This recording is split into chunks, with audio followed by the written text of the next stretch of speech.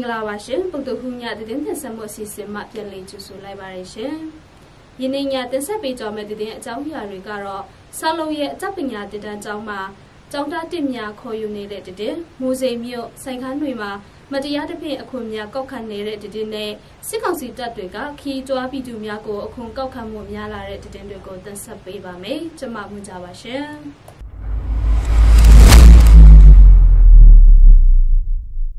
မိုင်ဂျာယမြို့မှာဖွင့်လှစ်တင်ကြားနေတဲ့ဆောက်လုပ်ရဲ့အတတ်ပညာသင်တန်းကျောင်းမှာလာမယ့်ဩဂတ်လမှာစပြီးကျောင်းသားတစ်တွေကိုပြန်လည်လက်ခံကြမှာဖြစ်ကြောင်းကျောင်းတာဝန်ရှိသူများထံမှသိရှိရပါတယ်။2020နဲ့2023ပညာသင်တန်းအတွက်ကျောင်းရဲ့စီကံတတ်မှတ်ချက်တွေနဲ့ကိုက်ညီတဲ့ကျောင်းသားအများဆုံး20ဦးခုကြာလက်ခံမိဖြစ်ပြီးတင်ကြားချိန်နှစ်ကြာမြင့်မှာဖြစ်ကြောင်းသိရပါတယ်။ဆောက်လုပ်ရေးလုပ်ငန်းပညာရပ်ကိုစိတ်ဝင်စားပြီးမူရင်းစေဝါမသုံးဆွဲတဲ့သူတွေပညာသင်နှစ်ကာလနှစ်အချိန်ပြည့်တင်ကြားမှုခံယူနိုင်သူများနဲ့မိမိနေရဒေတာတွေမှာဆောက်လုပ်ရေးပညာနဲ့အတက်မွေးဝမ်းကြောင်းပြီးဥဆောင်နိုင်သူတွေကိုဦးစားပေးလက်ခံပြီးဖြစ်ကြောင်းသိရပါတယ်။တင်တန်းကျောင်းကိုဝန်ပေါင်းနှင်းထွဲဝါပနာမတာဝန်ယူဖွင့်လှစ်တင်ကြားပေးနေတာဖြစ်ပြီးယခုနှစ်ပညာသင်နှစ်ကိုစက်တင်ဘာလဆန်းမှစပြီးတင်ကြားပေးတော့မှာဖြစ်ကြောင်းလည်းသိရပါတယ်ရှင်။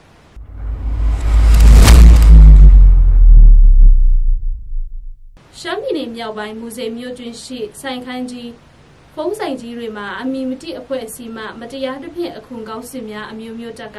ချိန်ချောက်ပြောဆိုပြီးငွေတောင်းခံနေကြောင်းဒေတာခတ်များထပ်မသိရှိရပါတယ်။ပြီးခဲ့တဲ့ဇွန်လ30ရက်နေ့ကမူစိန်မြို့တွင်ရှိအချုပ်ဖုံးဆိုင်တွေမှာဗမာငွေကျပ်300တောင်းခံတဲ့စာလွာပေါ်မှာကြည်စံတစ်ခုပါရှိပြီး6လတောင်းခံတာတွေရှိတယ်လို့မူစိန်ဒေတာခတ်တွေပြောကြားချက်အရသိရှိရပါတယ်။စစ်ကောင်စီတပ်ကအာဏာသိမ်းပြီးနောက်ပိုင်းမူစိန်မြို့တွင်လက်နက်ကိုင်အဖွဲ့အစည်းများပြားပေါ်လာပြီးပြည်သူများကိုအကြောင်းအမျိုးမျိုးရှာငွေတောင်းခံတာတွေရှိပါတယ်။မူစိန်မြို့တွင်လက်နက်ကိုင်အဖွဲ့အစည်းတွေတာမကစစ်ကောင်စီလက်အောက်ကပြည်သူစစ်အဖွဲ့အစည်း30ကျော်လှုပ်ရှားတော်လှန်နေပြီး2021ခုနှစ်နောက်ပိုင်းနေ့စဉ်ရက်ဆက်စောသလိုခိုးဆိုးလို့ရကြတွေလူကြမှုတွေဖြစ်နေပေမဲ့အမှုတွေကိုတာဝန်ယူဖေရှင်းပေးမိတာဝန်ရှိအဖွဲ့အစည်းမရှိတာကြောင့်ပြည်သူတွေကကြီးလန့်စာစားတော်လှန်နေရတယ်လို့လည်းသိရပါတယ်ရှင်။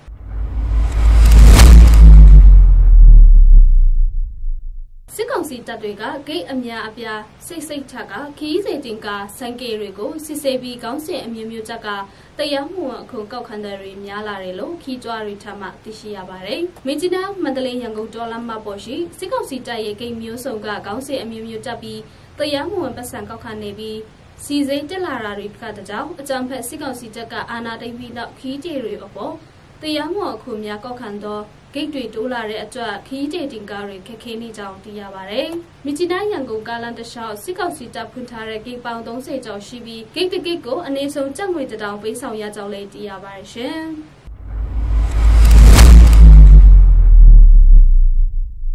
ဗမာတိုင်းကြားပါရာဖြစ်တဲ့တင်ဆက်မှုအစီအစဉ်ကိုကြည့်ရှုနားဆင်တို့ပရိသတ်အပေါင်းရွှေလန်းချမ်းမြေ့ကြပါစေရှင်